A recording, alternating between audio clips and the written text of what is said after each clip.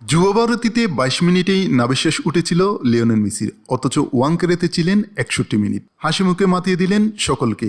মেসিকে দর্শন করলেন মুম্বাইবাসী, দর্শন করলেন সচিন টেন্ডুলকার, সুনীল ছেত্রীও।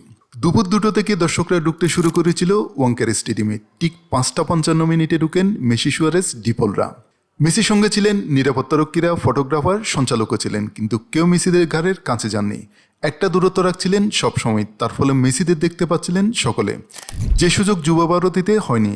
এখানে মেসিকে ঘিরে যে বৃত্ত তৈরি হয়েছিল তা ওয়াংখেড়েতে ৬১ মিনিটের মধ্যে একবারের জন্য দেখা গেল না। সুনীলদের সঙ্গে হাত মেলালেন মেসি। এক ফ্রেমে দেখা গেল দুই গোটকে, দুজন পেনাল্টি শট নিলেন, গোলও করলেন। দলের সকলের সঙ্গে ছবি তুললেন ৩ তারকা।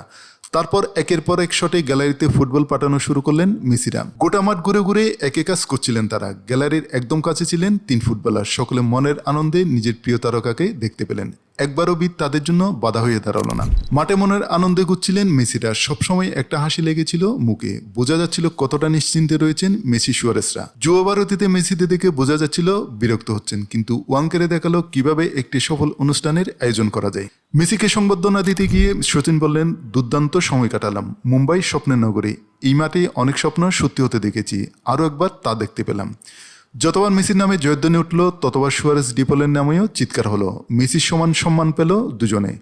৬১ মিনিট ধরে সুষ্ঠুভাবে একটা অনুষ্ঠান হলো। একবারের জন্য তাল কাটল না। সঞ্চালক সারাক্ষণ স্টেডিয়ামের দর্শকদের তাতিয়ে গেলেন।